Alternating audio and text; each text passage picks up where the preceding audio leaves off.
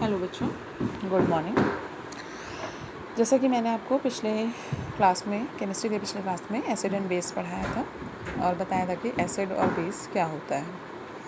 उसमें हम लोगों ने आरएनएस के अकॉर्डिंग हमने पढ़ा था कि अम्ल और क्षार क्या होता है, और अब हम उसके आगे पढ़ेंगे आज कि अम्ल की क्षारकता और क्षार की अम्लता क्या होती है। जैसा कि आपने देखा था कि जिनके आरएनएस ने क्या बताया था कि जिनके जलीय विलयन में हाइड्रोजन आयन उपस्थित होता है वो क्या होते हैं, अम्ल होते थे, और जिनके जलीय विलयन में हाइड्रोक्सिल आयन यानी OH- आयन उपस्थित होता है उसे हम लोग क्या कहते थे, क्षार कहते थे।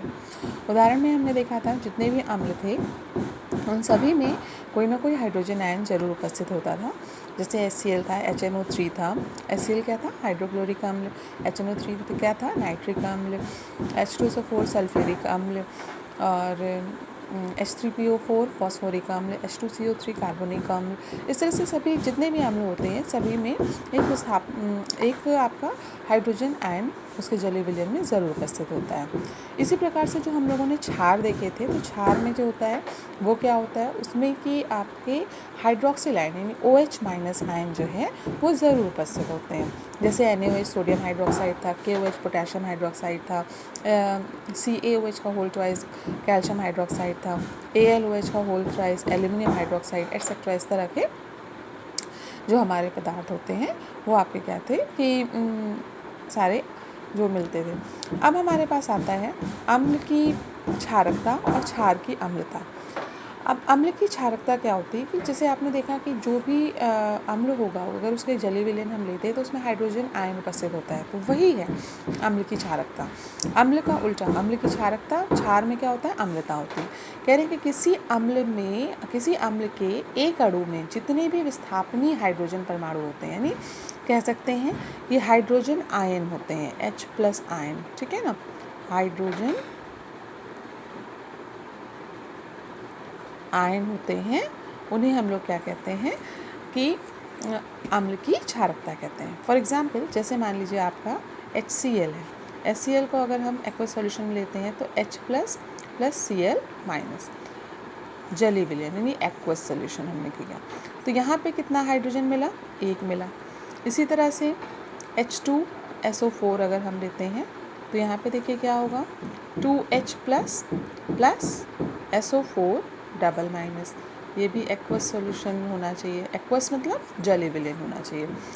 HNO3 अगर हम लेते हैं, नाइट्रिक अम्ल लेते हैं तो क्या होगा, H+ NO3- hydrogen ion nitrate ion हो गया। इसी तरह से H3PO4 लेते हैं फॉस्फोरिक अम्ल में तो 3H+ PO4 ट्रिपल- होता है। CH3COOH लेते हैं तो यहाँ पे ये वाला हाइड्रोजन जो है विस्थापनीय है, CH3COO- H+। तो इन सब में आप देख सकते हो कि यहाँ पे ये हाइड्रोजन आपका विस्थापनीय हुआ, यहाँ पे 2 हाइड्रोजन विस्थापनीय, यहाँ पे 1 हाइड्रोजन विस्थापनीय, यहाँ पे 3 हाइड्रोजन विस्थापनीय, यहाँ पे ये 1 हाइड्रोजन विस्थापनीय। तो सब में विस्थापनीय हाइड्रोजन हुए। तो यही विस्थापनीय हाइड्रोजन जो है इनकी जो संख्या होती है वो क्या कहलाती है, अम्ल की क्षारकता कहलाती है। यानी यहाँ पर इसकी क्षारकता कितनी हो गई, कितनी है, 1 हो गई। यहाँ पे इसकी क्षारकता कितनी है, कितने हो गए, 2 परमाणु हैं आपके पास, तो यहाँ पे इसकी 2। यहाँ पे इसका कितना है, यहाँ भी 1 है। यहाँ पे 3 हाइड्रोजन परमाणु हैं, यहाँ पे कितने हो गए आपके पास, कितने हाइड्रोजन आयन विस्थापित हो रहे हैं, 1। तो ये इसकी क्या कहलाती है, अम्ल की क्षारकता कहलाती है।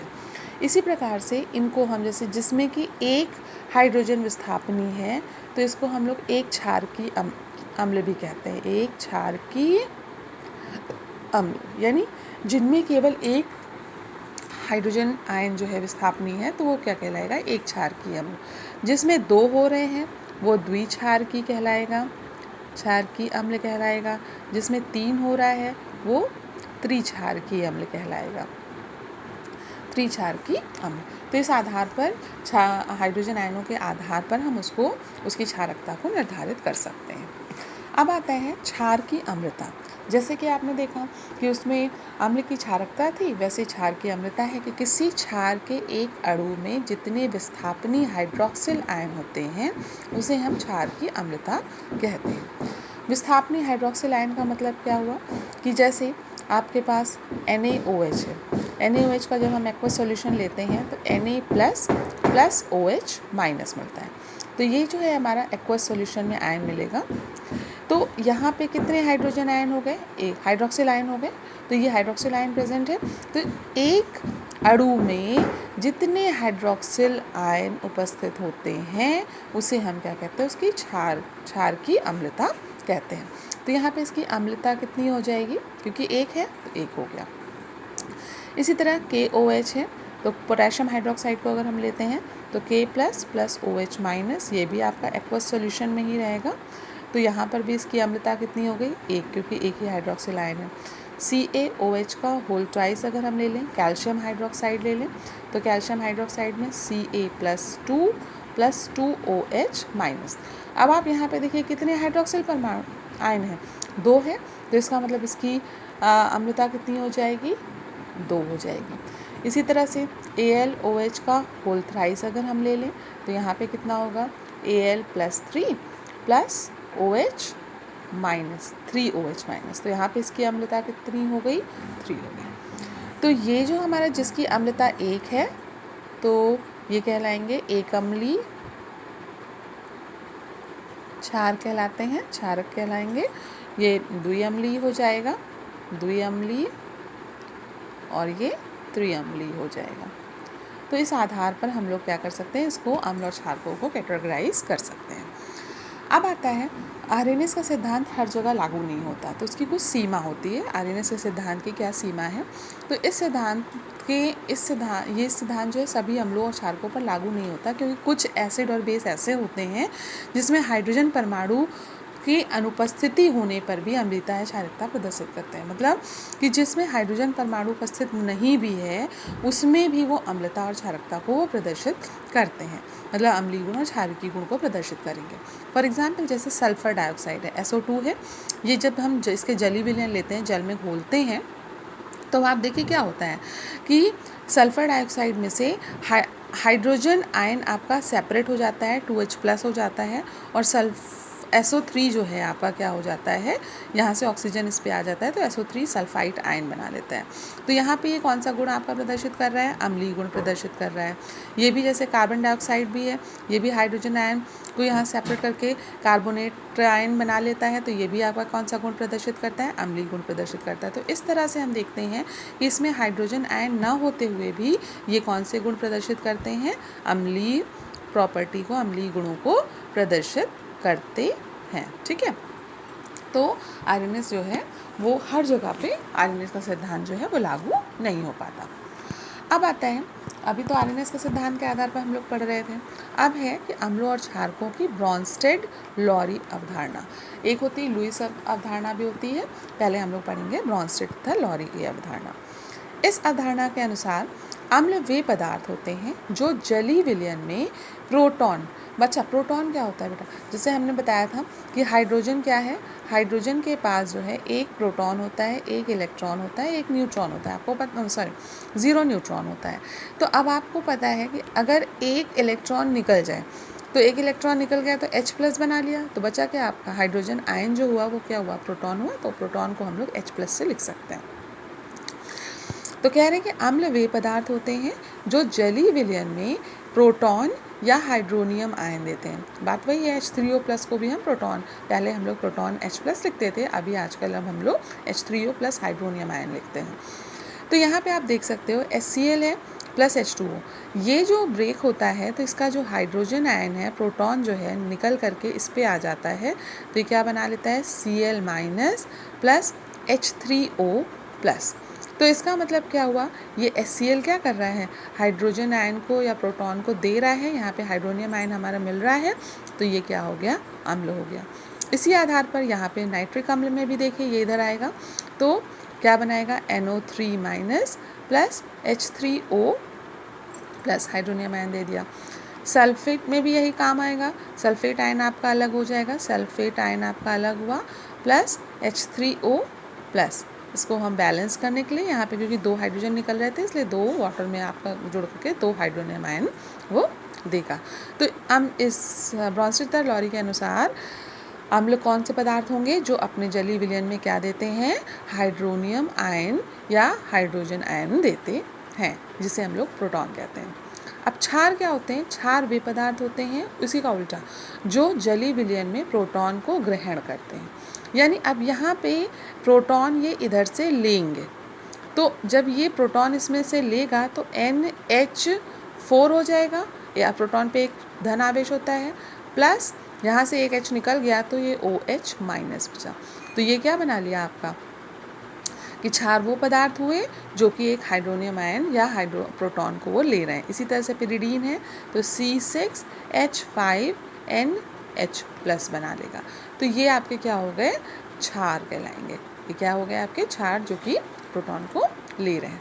तो एक तरह से ये देखिए, ये प्रोटॉन दे रहे हैं तो इसको हम लोग लिख सकते हैं प्रोटॉन दाता, यानी प्रोटॉन डोनर। तो जो प्रोटॉन डोनर होते हैं वो एसिड होते हैं, और ये क्या कर रहे हैं, प्रोटॉन को ग्रहण कर रहे हैं। प्रोटॉन ग्राही जो होते हैं वो क्या होते हैं, बेस होते हैं, या प्रोटॉन एक्सेप्टर इसको हम लोग बोलते हैं इंग्लिश में, प्रोटॉन एक्सेप्टर।